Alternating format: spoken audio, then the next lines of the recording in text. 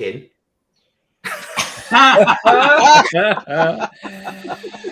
Oh dear. Another Friday, another joke. Hello everybody and welcome to the Digital Download, which is the longest running weekly business talk show on LinkedIn Live. Ooh, I think I've almost got that. Almost. yeah, but it's Rob's superpower, that is, isn't it? That's right. So, I'm not good at much, but the little things. We none of us even thought that, let alone said it, my friend. So it's great to be here. So this time, I think certainly in the UK, we've all been blessed with fantastic weather the last week or so, and it made us think about the summer vibe. We were having a chat earlier in the week, and we said, summer's here, kind of makes you feel good, doesn't it? Yeah. And then we thought, well, why does summer make you feel good? And I assume that it's because of all of the associated memories you have. So it's not just the fact the weather's nice and it's nice to go out and you feel the sun on your body and everything. It's the fact that you've got lots of associations with that. And when you look back, it's those associations that are the things that you remember.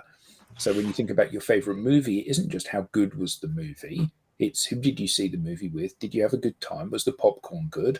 And all of that kind of thing. So when you have your conversations with your prospects and your clients, how do you make them feel about that? How do you make them look back on that moment, whether it was a good or a bad time? Do you make that enjoyable for them? Do you even give it any consideration? Because actually, oddly, I don't give that consideration. And Tim and I, when we've spoken about when we speak at events, for example, we always say, rule number one is you have to entertain. But actually, do you do that in a one-to-one and a more office-like environment? So what do we all think about that? Do we put entertainment at the top of our list of priorities when we're talking to people?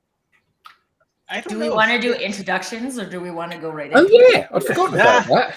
I mean, people just know us by now because we're the I know who I am. Business talk show.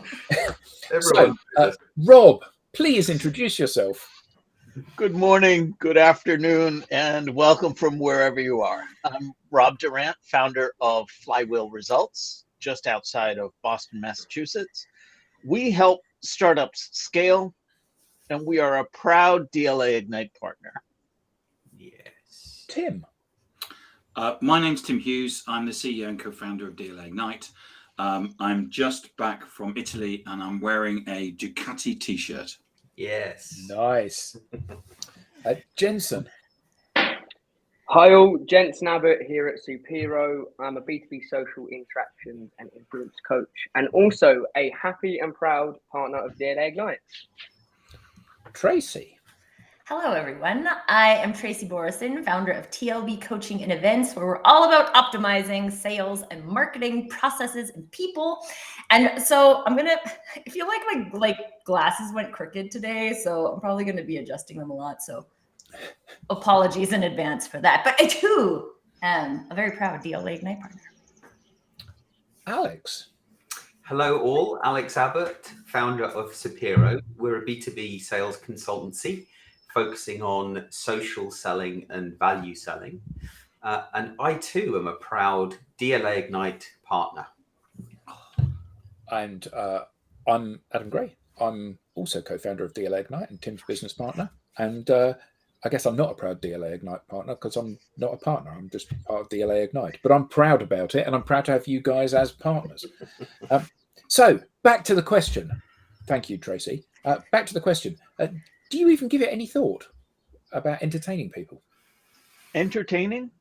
No, not entertaining for the sake of entertaining, but engaging and memorable and impactful and helpful. Helpful's a big one for me.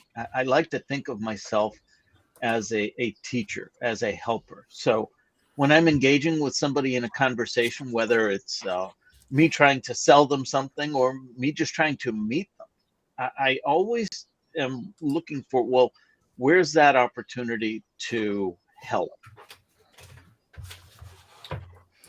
Yeah, I would say for me, I don't think about entertaining, but I also feel like when I think of entertaining, it looks like juggling. Like, I don't know why that is. Also, because I'm terrible at juggling, and my son thinks it's hilarious because I try to do it and drop balls all over the place. So to me, that's entertaining. I also have like a performance arts background, so like dance and things like that. To me, that's what feels performy. But when I have conversations with people, I'm not there to do that. I'm there to connect with them. And so like all of my activities are tied to listening to what they share and connect dots for them, connect them with me with similar stories. It's really just all about connection and creating. I don't even know that I have an intention per se of creating a memorable experience, but my goal is to be enough of myself so that if that is meaningful to someone, then they will remember. Yeah. I think that's a good standpoint for this. Yeah. Yeah, I think for me, it's I've always tried to create what I consider to be a value exchange. So I do want the recipient to feel like they've come away from the conversation having learned something. In addition to the things that you were saying, Rob, about helping, and what you were saying, Tracy. But it's an interesting one. I think given the way things are going and how difficult we find it in business to stand out and look different and make an impact. I do think, entertaining and thinking about how we make other people feel is something. If there's going to be one thing I take away from this session today is consciously thinking about that some more. Well, and I would Right. say just from like the entertainment perspective, what it makes me think is like, do I want the people I'm talking to feel entertained, or do I want people to feel like they are informed, connected, seen, heard, appreciated? Those are some of the things that I look for. And so there's many places you can go to be entertained. I like the movies. That's not what I go to my like connections, virtual chats, LinkedIn network for. I go to those people for a different type of experience. So I think it's kind of equal parts. What type of experience do we want to create for people, and what do we want to serve them? What do we think our quote unquote audience or community, or however you want to see that, is coming here for? Are they coming here for entertainment? I guess we've got to define what entertainment means to each of us. So, given the topic of the discussion today about films, one of my favorites is Moneyball, if you know it. Brad Pitt as a Major League Baseball coach compiles a team of kind of past its but recruiting them based on specific skills that when combined they play better as a team. And so that was incredibly entertaining for me. But I think what I really enjoyed was the fact that there was a lot of thought behind and analysis behind how he recruited people and how he compiled that team to end up winning. But surely when you're having a conversation with somebody, or when you're presenting something, or you're at some kind of venue and you're addressing a person or a group of people, your expertise is sort of implicit, isn't it? That's what you're going there to talk about, and it's not so much about the fact that entertainment is instead of that, but more that it's additional to that. Because you think back to any event that you've been to, and the most memorable talks that you see at the event are the talks that make you laugh the hardest. Now, I'm not saying that humor is necessarily the same thing as entertainment, and I'm not saying that we should all try to be stand-up comedians, but the ones that really entertain you are the ones that are sticky, and the ones that have you sitting at the edge of your seat. And Robert said this, you want them awake. Yeah, That's the point. If you get somebody laughing or get them up on their feet, or you get them entertained. I want you all to stand on your head or rub your head and rub your stomach or whatever it is. It's kind of like a bit of fun, and that's the bit that opens the door to the learning or the message to become memorable, rather than just another person sharing a good idea. Mhm. So I think part of the challenge is that there were two different contexts. You were talking about when you deliver a speech to an audience, and then you asked, how are you when you're talking with prospects? When I'm delivering a speech to an audience, it's a one-to-many, one-way exchange. When I'm speaking with a prospect, it's generally a one-to-one, two-way exchange. It's hard to be, well, it's inauthentic to me to be entertaining in that one-on-one exchange. I would much rather be inquisitive and curious and helpful. But I agree with the premise. When I am delivering to an audience, I absolutely do try to be entertaining. If I can get a laugh, even if it's a bit of self-depreciating humor, just to show them that I am human, I am trying to be my authentic self in that context, then absolutely, I find humor very helpful. Adam, you getting some stick on your intro. I was just going to add. I think you can make any conversation entertaining if you kind of put three things into that conversation. That's you being authentic, you bring an energy to the table, and you also bring an insight. I think if you bring those three to the table with any conversation, whether it's business related or on a specific topic, the conversation is going to be entertaining. For sure. So I think if you bring them three to the table, bring a lot of that energy, be authentic, and you bring insight into that, I think then that's the kind of building the foundation of an entertaining conversation. I love Jensen's formulas. They're always so well composed. And so I love that, Jensen. And I also think, so I was at a conference a couple of weeks ago, and Duncan Wardle was the kind of like opening keynote speaker. He's Disney's chief creativity and innovation officer. If you ever get the chance to hear him speak, please take it. It was like well worth the $300 ticket just to hear him speak. But one of the things that was really interesting to me is that I was confused. I was confused whether or not this was entertainment, whether or not this was informative, whether or not this was challenging me to think differently. Like, there were all of the components of that, but it actually ended up being, while I like very much enjoyed it and took like 8 pages of notes away from it, I didn't know what it was. I didn't know if you were here to entertain. And then there were some other keynote speakers that were like clearly there to entertain. And then there were some that were clearly there for informative purposes, but there was I don't know, I would say like a confusion from me. And I think it came from like the conference overall. I don't think the conference knew what it was trying to be. So it was trying to be all things. But I think there's also something to be said there about us knowing what we're here to do. And if like all of us will have slightly different definitions of what entertaining is or what it looks like for us to be entertaining. But we get to decide. Do we want to show up and be entertaining today? Do we want to show up and be like, hey, this is a serious topic? I would say some of my like most impactful one-on-ones have been like not on the entertaining side, because the person I'm talking to is like not in a space to be entertained. They are in a space to need support. And that also leads to memorability. So it's again, like a balance of what am I here to deliver versus like intentionally what am I creating? Yeah, well, maybe, but surely a comedian is entertaining, but comedy isn't the only entertainment. So Dumb and Dumber is an entertaining movie. Schindler. I'm kind of, you know what I mean. It's one of my husband's favorites, and every time he watches it, I'm like, really? Schindler's List is an entertaining movie, and that's about as far from comedy as you can possibly get.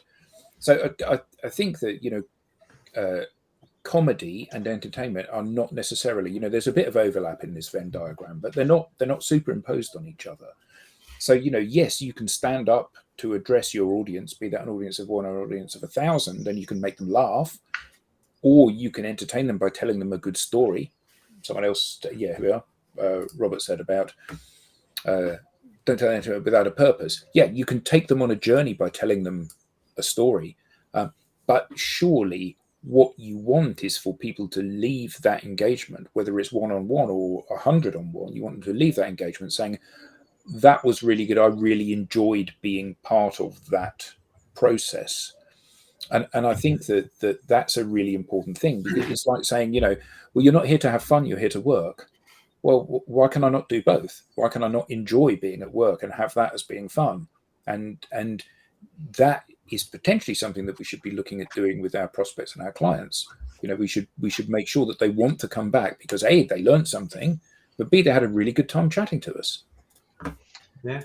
So, Alex, what was it about Moneyball that made it one of your favorite movies? Was it the thought around analytics or the storyline?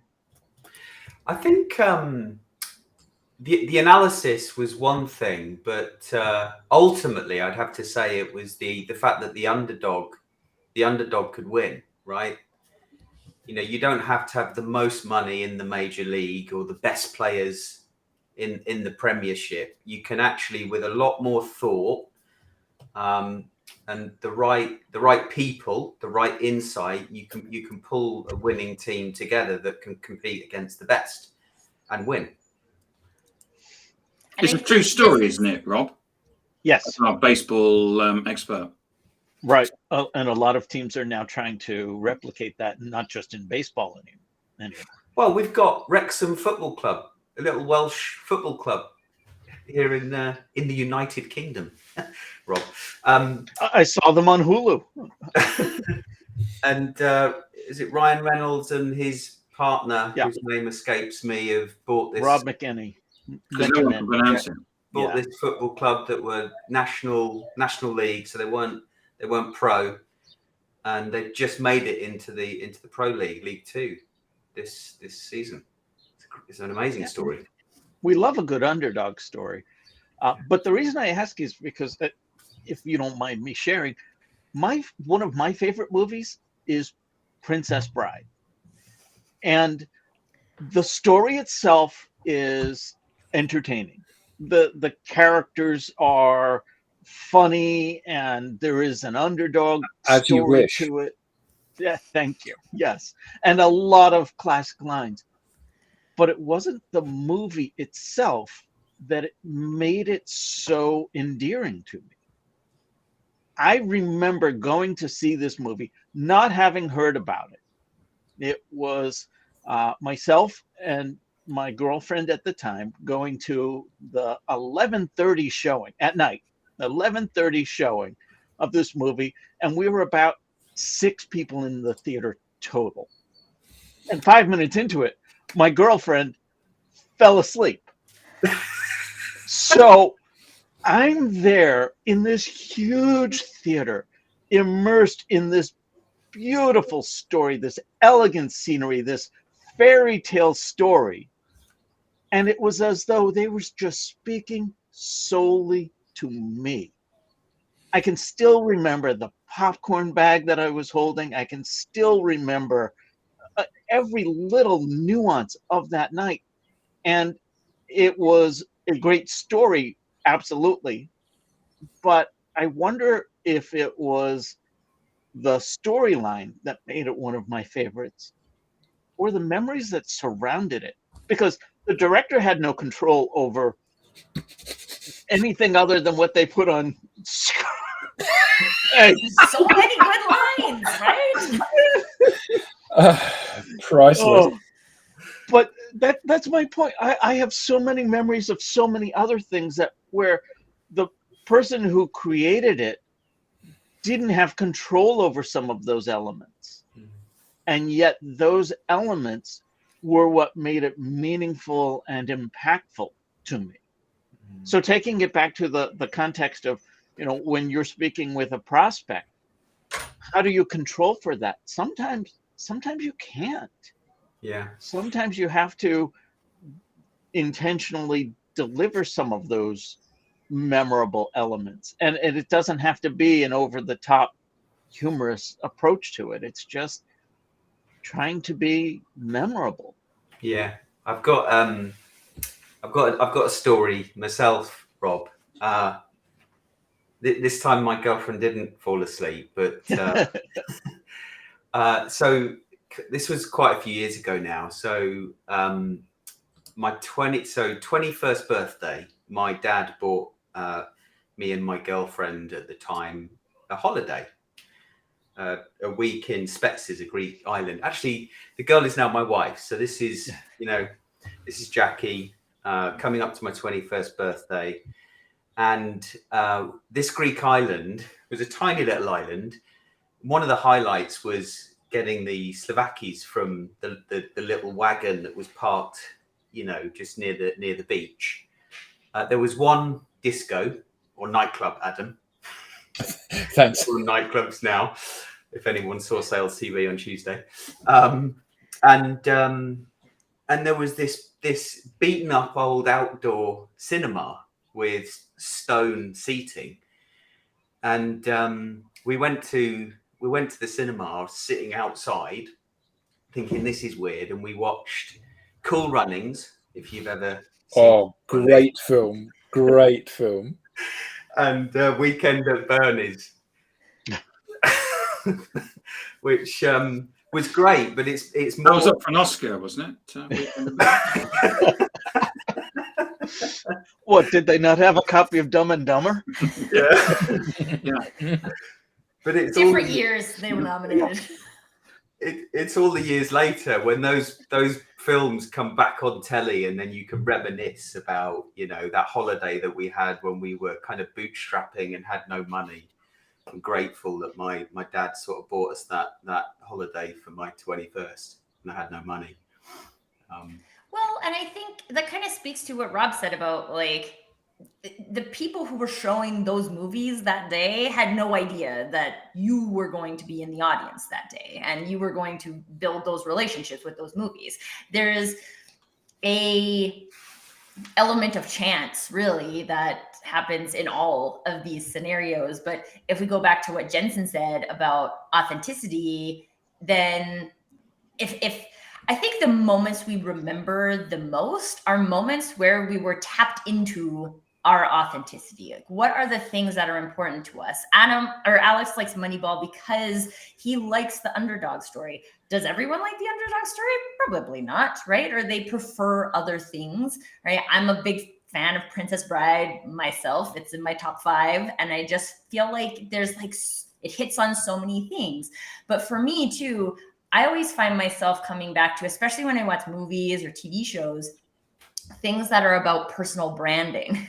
So, because that's something that is relevant to me, is authentic to me, that authentically matters to me. And so the thing that keeps coming to mind for me is Rudolph the Red-Nosed Reindeer, the like claymation one. and now it makes me sad because I have to work really hard to find it on TV now at Christmas, and I need it on like DVD or something to be old school. But like that show, to me, I always loved it before I even knew that I cared about personal branding. And I like, literally, this is a story about somebody who is different, who at the end of the day is like, I'm different and this is awesome, instead of I'm different and I should run away. And like, this is pretty much the narrative of my life. And so it's interesting now to look at those things and be like, oh, like I really connect with the things that are pieces of me. Yeah, Robert, there's a lot of movies, man. A lot of good movies. Shawshank Redemption is also up there, and it's not even close to the same style of movie. Citizen Kane is the best movie of all time. But that said, so Alex, you went and saw Cool Runnings, and it was a particularly enjoyable film for you because you were with your girlfriend at the time, who later became your wife. and it was a Also lovely an underdog movie. Yeah, it was a lovely Saying. it was a lovely environment, and it was a lovely treat to be there. And subsequently, you watch the film 10 years later, and you realise it's not a very good film. So no, it's not a criticism of Cool Runnings. It's But- still a great film. Weekend and Burn is. And Weekend, I mean, Andrew, it's a highly unappreciated film. Weekend and Burn is. Says Andrew. But the point is that that when you go back to revisit these things, you can't be in the same situation. You don't get that same sense of surprise. You don't get the same sense of joy. You don't, not necessarily with the same people. You're not feeling the same way. It's not in the same environment. So how does that translate to you have some sort of interaction with a prospect, and the prospect thinks, this is really good. I really like this guy, or girl. They made me laugh, or they really entertained me, or it was really factual, or whatever. And then they come to see you again. Either they book a call or they come to another event that you're speaking at, expecting more of the same, and they don't get it and they're disappointed. Does that happen? Oh, sure. Yeah. I would say, especially When I was in if you're not college- being authentic. When I was in college, there was a great T-shirt being sold on the campus, and I still remember it to this day, even years ago. 12 years ago when you were at college. Yeah, something like that. You can always retake a class. You can never relive a party. That was Facts. brilliant. You can try and replicate it. Have the exact same people attend the party the following week. Have the exact same venue, the exact same everything. But that magic just doesn't reignite. It's different every time. Yeah.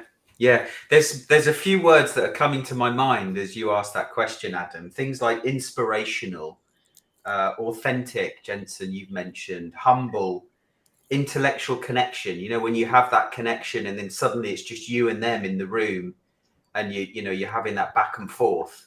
I think that's when there's the kind of like if there's a meeting of the minds, if we're thinking about a business meeting, or you've made someone really think about something, because they hadn't quite thought about it like that, challenge their thinking. So how do you replicate that? So you have your first meeting with somebody, and let's be honest, the first meeting we have with most people, we've got a fairly low expectation of how that person is going to be in the meeting, because the world teaches you that most people are a disappointment. So you enter the meeting expecting something quite mediocre, and you're blown away by how good that. How do you replicate that the second time? I don't think you can guarantee it, but you can certainly prepare for it. Okay, so what would your advice be about preparing for it so that somebody is equally impressed the second time as they were the first? Yeah, do your research. Do your research about them. If you know people that also know them, ask them about them. I think there's just again, there's some degree of I don't know how I want to say it, but permission that you need to give yourself in knowing that another person, even in your interaction, I can't control the other person. I can't control if they had a bad day. I can't control if they're hungry. I can't control, I'm a completely different person when I'm hungry, right? I can't control those things about the other person. And so if I go into any kind of interaction contributing what I can contribute today, which is different on any given day in any given interaction, being myself, saying what I believe in a kind way, right? These types of things that are just I consider it showing up and being yourself. I think the risk becomes lower. And I'm just thinking about, I show up and I do conversations like this. I have one-on-one conversations with people. I do my no-pitch networking events, and I show up in a different capacity in each of those events. But I would guess that most people who have seen me in those different ones feel the same. Like the feeling they get from being in a Tracy related event is there's like this Tracy fairy dust that exists. And that's me being me. And while I might in one scenario, like when we have our conversations about community, I have lots to say about community. I run my own community. I have things I've learned. I have things that don't work. I have lots of things that can contribute. When we talk about AI, I have more questions and I'm curious to learn about other people's things. So I'm not showing up and being entertaining all the time. I'm not showing up and being entertaining at no pitch networking. I'm showing up and creating space for people to create connections. So I think there's this like separation between who we are being and what we are doing, and that memorable experience comes more from who we're being than what we're doing. Yes. We're not open to debate. No, I think you're completely right. As you were talking, I was thinking about so I love TED Talks, and I've watched hundreds and hundreds of TED Talks, and one of my favorites is the first 2 talks given by Sir Ken Robinson about education, and he's very entertaining and he's very funny, but there are some really hard-hitting points. So he does one of these TED Talks at the proper TED place in California, and then they invite him back to give a second talk maybe 5 years later.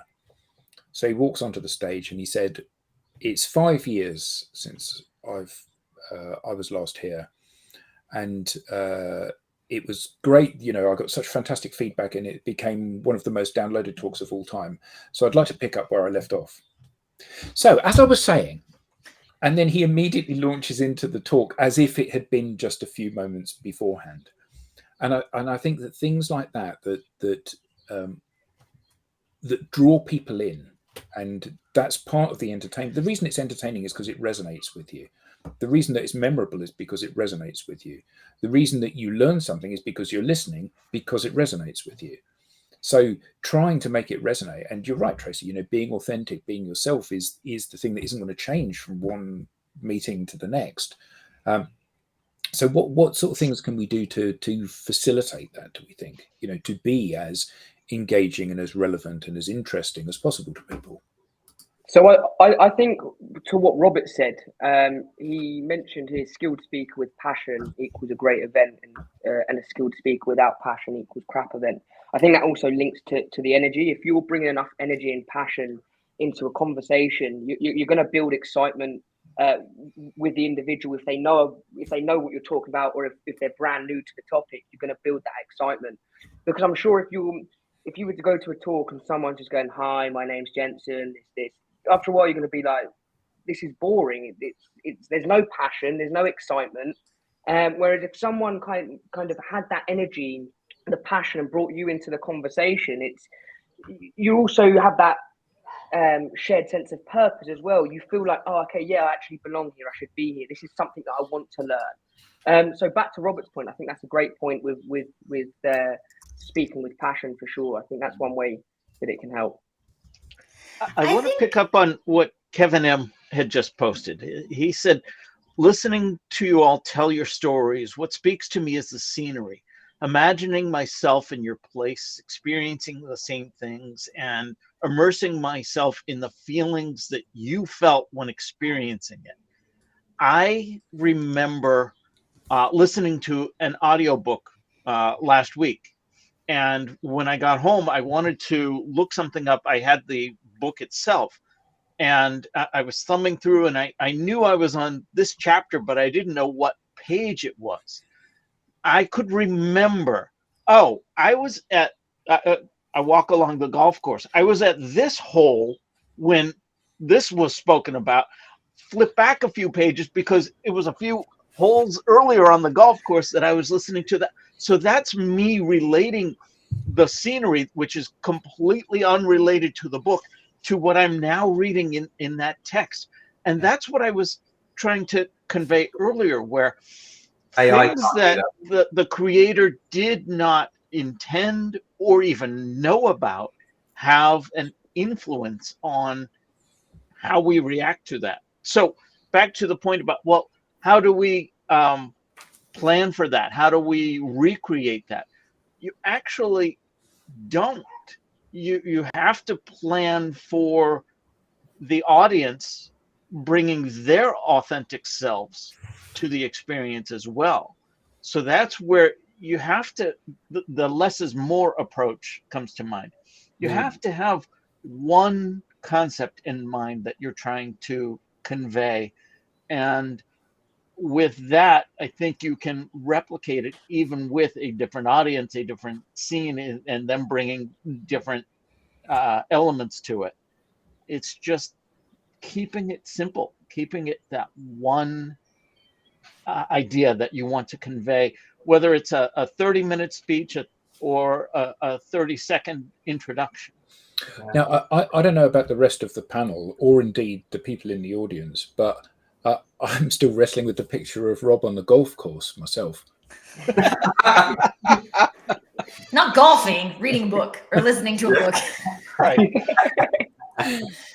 Well, one of the things that came up for me in what you just shared, Rob, and Jensen, and what you were sharing as well, is that I think there's like a personality alignment piece of this too, right? So like, I don't know that every other single person who listened to Duncan Wardle speak had the same relationship that I did, right? Like my immediate reaction was like, I need to know this guy. Let's connect on LinkedIn. We need to be friends.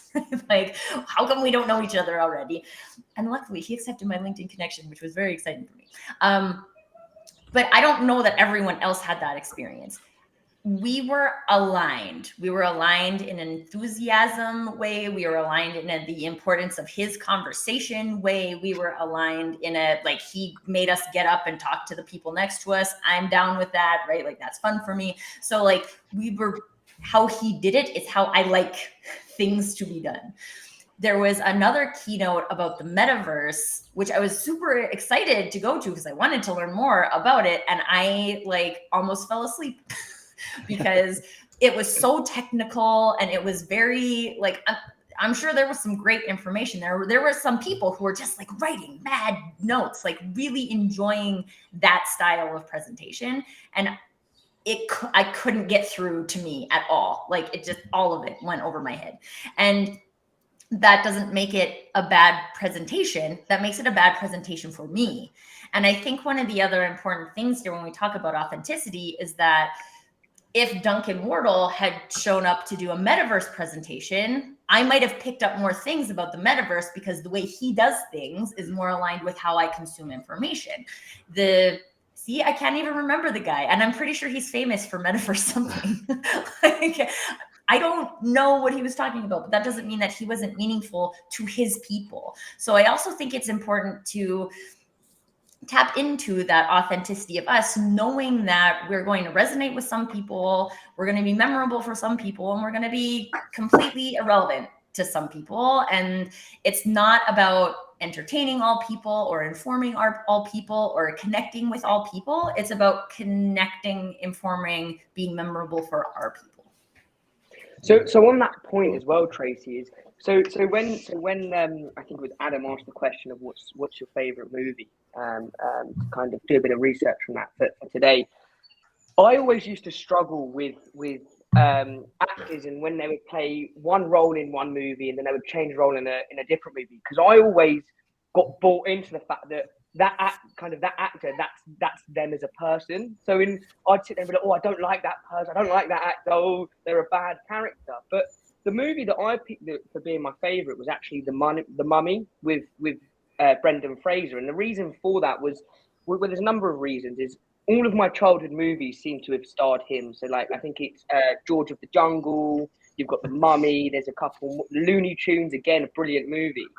But then what I kind of soon later learned recently was how his career kind of got turned upside down after The Mummy, and with The Rock kind of stepping in. And The Rock was this figure with muscles and he's the next big star. And all of a sudden, kind of Brendan Fraser disappeared for 10 years and no one really heard of him, where he went, what he was doing. And all of a sudden he came out, and this is the reason why I loved his journey, is because you could see how hard he worked. He had to put on so much weight for his role, The Whale, which was almost like the comeback comeback position in his career, right?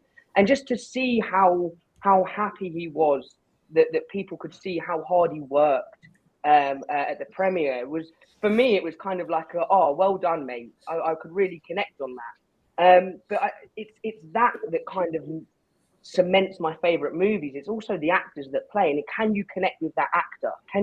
What's the reason that you connect with that actor? And there was a lot, right? I was young. I would look at Brendan Fraser and The Mummy and think, oh, he's a pretty well-built guy. Oh, he's attractive. He's funny. Oh, yeah, and you then connect with those actors, and then you tend to find that your favorite movies tend to star your favorite actors for sure.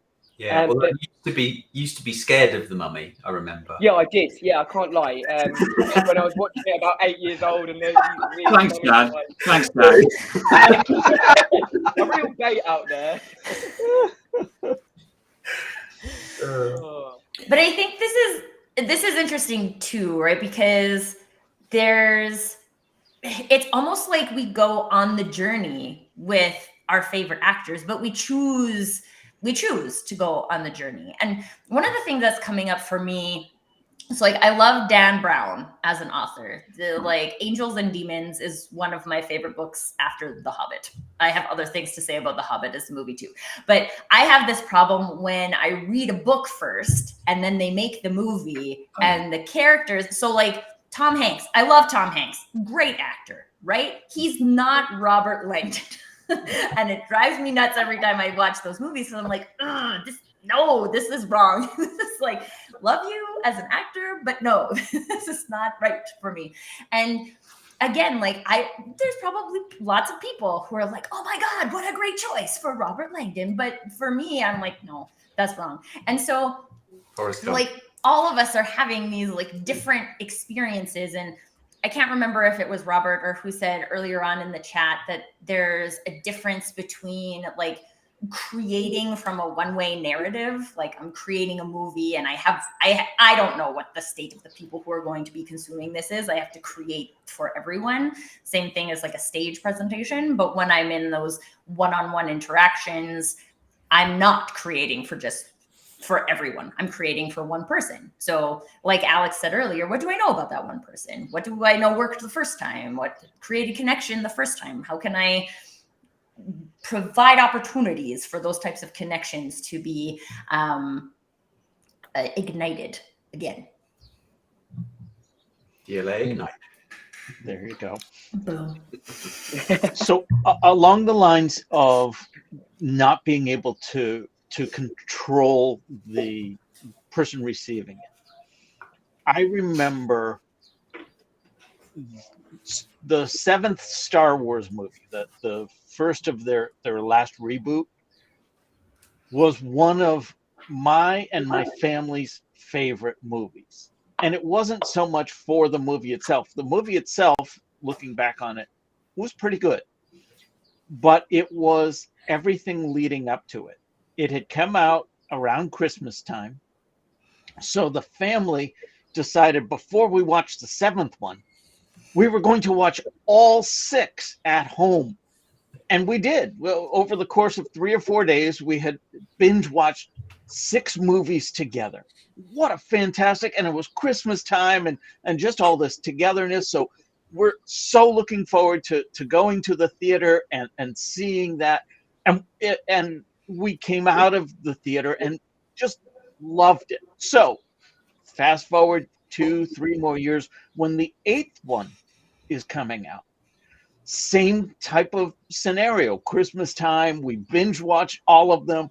We're talking about what we expect, and the movie itself was horrible, in our opinion, and it ruined the whole franchise for us, and it ruined that whole experience. That last one that came out, we didn't even bother. No, we're not going to binge watch them. We're not going to. Yeah, we're going to see it, but just because we kind of felt like we had to finish it. But it's that whole reliving a party. We had all of the same characters, but a very different outcome. But so isn't the problem here that The Princess Bride is a great film? The Princess Bride 2 may not be a great film.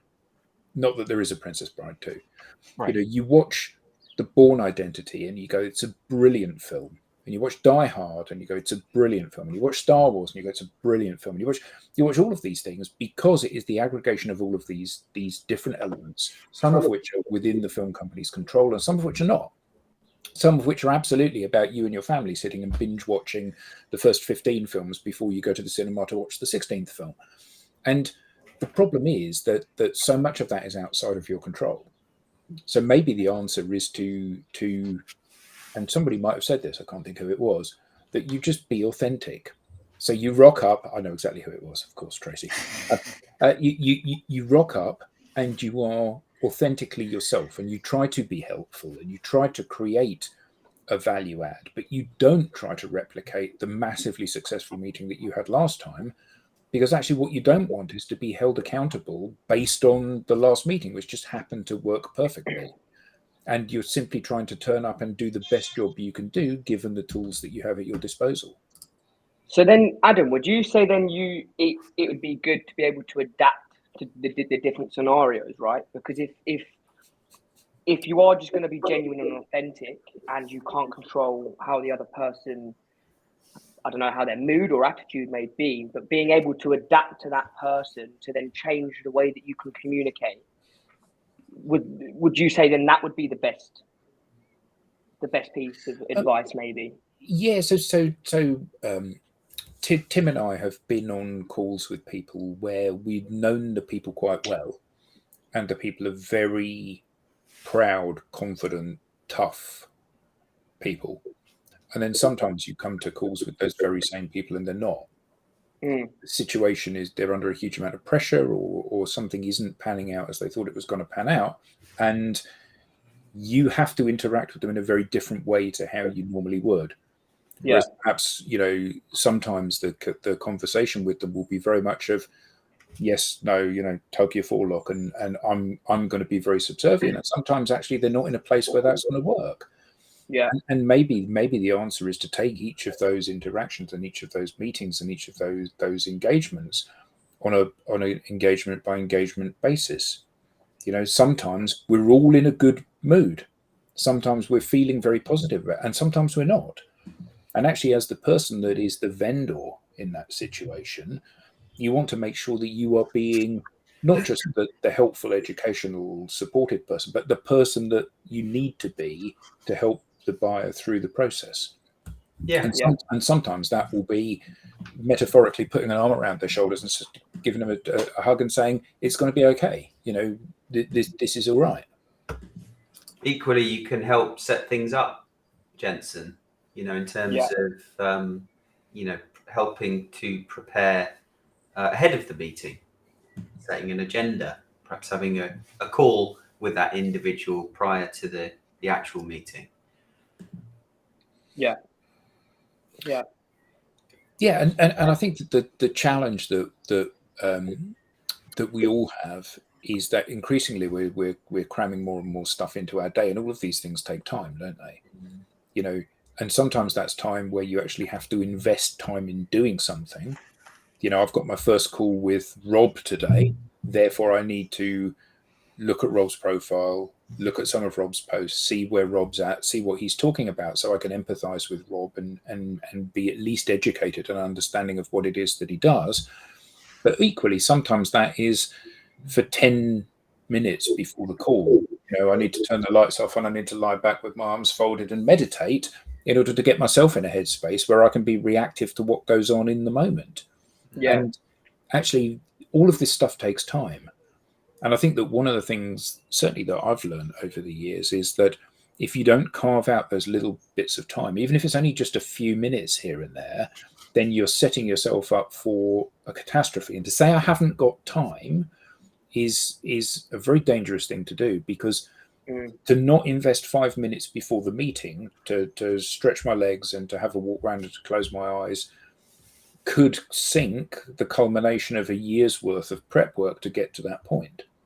Yeah. And I think that part of this surely is about us giving ourselves permission to do these things in order that we can be our best selves. And maybe that is being entertaining and joking, and maybe that's not. Maybe that's about being supportive, or maybe that's about really examining the person that we're talking to and trying to empathize with them and put ourselves in their shoes, or maybe it's just about doing some background. Yeah, 100%. I think So for me in that, like, even when people say like, I haven't got time, right? My brain always says, you haven't made time. Yeah, you choose not to have time. Like we can all fill our time with lots of things, right? What do you choose to spend your time on? Do you choose to look at someone's, literally looking at someone's profile before a call takes 2 minutes, right? Yeah. You don't have to read everything in detail and be able to recite back their work history, right? It's about like having that vibe. And it's also about like just giving yourself the time to think about how would I, if I was going to show up optimally for a meeting, for a presentation, I have a friend who, like, when she does a presentation, she can like really work herself up. So she takes the entire day before and just does like breathing and journaling and meditation. And quite honestly, if she can take an entire day to prep for that, then we all have time. So it's more, I think it's about asking ourselves that question. What could allow me to optimally show up? What kind of energy do I want to bring to this meeting? And if I'm not feeling it, then what are the things that I do that can get me into that vibe? I was talking to a client yesterday. She was like, sometimes I just don't feel inspired to write content. And then I'm like, I'll write an advocacy post. And then I don't know, of course, because you don't know that you're feeling like an advocate today. But my recommendation for her was like, what are the places that inspire you? Is one of the reasons why I do this show, to be honest with you, because I know that I'm going to get interesting conversations, new perspectives, and energy, and that my energy as I come is welcome here. And spending time with really cool people. Yeah. I'm here for the free swag. Yeah, it's been a long time since we got free swag, guys. Just saying. Anyway, but all of us have those different things that drive energy for us. Maybe it is yoga or breathing. Maybe it's having, like, I was sick earlier this week, and I got back into my like coffee chats yesterday, and I was like, oh, I need these. Like, I literally need conversations with new people to drive my energy. That's a thing that drives my energy. It might be a thing that sucks your energy. It's just important to pay attention to the things that drive your energy and say, like, if I want to come energized to this presentation or LinkedIn Live or client call, what do I need to do to get my best self ready for that? Yeah, but also part of it is just about acknowledging that if you sit around and wait for inspiration, you might be sitting around for a long time. Yeah. So, I'm going to write a post today. Sometimes the post flows. Sometimes the post doesn't flow. Sometimes I have to work at it. I'm going to come to a call or a live or a face-to-face meeting with someone or speak at an event. And sometimes I'm going to be absolutely up for it, and sometimes I'm not. But actually, that's the point of being a grown-up, isn't it? Is that sometimes you've got to do things that you don't want to do or you're not quite in the mood for. And actually, further to your point, Tracy, sometimes it's very easy to give yourself permission not to do something. And then when eventually you have to go back and do it, all of a sudden you go, do you know, I've really missed this. So if we don't do a live one week for whatever reason, when we're coming to it the next week, I feel really keyed up and like, oh yeah, I'm really looking forward to this. And the same with writing a post. Sometimes I'll sit down and I'll write a post and I'll go, oh, I really enjoyed that. And often, I had a conversation with Alex yesterday, and I said, I'm going to write a post about this. And then I immediately wrote a post about it. And actually, sometimes those things just drop out of the air into your laps, and sometimes they don't. But you have to just do it. I don't feel like going to work today. I'm sorry, this isn't primary school.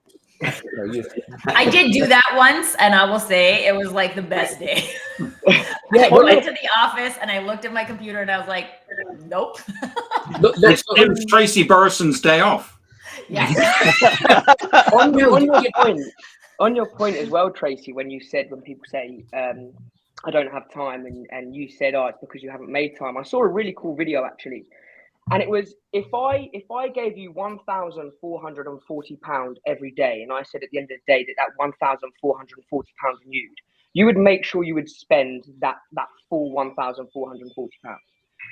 So then why is that different with time? Because you get 1,440 minutes. So why do we not make sure that we use those minutes up in the best way possible? Because when the new day comes, the 1,440 minutes reset. And that really kind of stuck to me. And thought, actually, yeah, how many times do we sit here and it's 1 o'clock and we go, no, that's enough now? Instead of actually going, my minutes is now at 400 minutes and I've got 400 minutes left of the day to get something done and planned. Just thought I would share that because it was a really cool video that I saw, actually. So yeah, a great book on that is Arnold Schwarzenegger's autobiography, Total Recall, and he said that one of the reasons that he loved the role of the Terminator is he thought, if I was a machine, I wouldn't have to sleep, so that means I would get 6 or 7 or 8 hours extra time per day to do so. It's an incredibly inspirational book. But you talking about the day off, and now people may have heard me say this, but in my 20s, I worked at this company. We worked really, really hard, really, really long hours. And one day, I think my girlfriend at the time and I had got like free Eurostar tickets or free shuttle tickets to drive over to France. So it's really early in the morning and I pick up the phone and I go, I'm feeling really ill. I can't come in today. And they're like, I hope you feel better tomorrow. And then I ran out and got in the car and we drove down to Folkestone and went across on the ferry to France, thinking it's going to be just like Ferris Bueller's Day Off. Sadly, though, it was Bastille Day in France. So everything was shut. Even the hypermarkets were shut. So we basically drove over there, parked the car on the beach, sat on the beach without any food or anything, sat on the beach, and then got in the car and got the Eurostar back. And it was like, yeah, the reality is that you've sometimes just got to suck it up, and trying to take shortcuts doesn't really help because you don't get out what you think you're going to get out. I don't know. On the day I took off, there's like no, we're supposed to be inspiring people not to take days off. No, but you should take meaningful days off. Also, if you're going to take a day off, make it meaningful. Literally, I've done this once in my entire career, and it was like super meaningful to me. And I partially did it because at that time, Carter, my now husband, he had Fridays and Saturdays off instead of Saturday, Sundays. And it was a Friday. And I was like, nope. So I called him and I'm like, do you want to go to the mountains for lunch? And he was like, yeah, I do. And it was February or something. And there's this little tiny island in the middle of the lake, which I've always been like, oh, I'd love to go out to that little island and like take a kayak or whatever. And the lake was frozen. So we walked across the lake to the island and then have these pictures of us on this island. And every time I drive by it, I'm like, we were out there. And so, but I mean, again, like that exact example, meaningful for all people? No, but like, I think at the end of the day, when we're talking about being memorable, when we're talking about creating experiences for people, there has to be that like flavor of us in it. And sometimes it doesn't work out. Sometimes we have grandiose plans and it kind of flops. And that is also part of life. And so maybe you have a great day. Maybe you have a day on the beach. Maybe that's a great day for you. It's a good story anyway, right? And like, I love the time I climbed Mount Fuji, which we'll save for another show because we don't have time for that story today. But I like almost died. And now it's one of my favorite stories to tell because I'm like, I almost died. But like, this is the like fun humanness, right? I guess I would come back to like the humanness of it. Or it's like humans creating relationships, telling stories, being in interactions, someone uses the word interactions with other humans, right? So like, let's be human and our own version of what that looks like, the energy we bring to things. It's not about all of us bringing the same amount of energy to things. It's about bringing your energy to things because people need that. I always say I choose coaches who have like that cool, composed, like kind of granola energy because it's very opposite of mine. And I am trying to accomplish things to cool down and create space for myself. And I need that from someone else because I don't create that. I create energy and enthusiasm. That's part of my brand. And so when we all can just be ourselves, we have that like freedom to balance each other out and create the human. On that note, let me ask everyone, how did you feel today? I wanted to take a moment to thank everyone in the audience for their contributions. Again, fantastic contributions. Thank you to the panel. And whether today was memorable for good reasons or bad, we don't want to hear it. We were memorable. I do want to share this, though. If you have something to say, if you would like to be a part of one of these episodes, please join us. digitaldownload.live. Be our guest.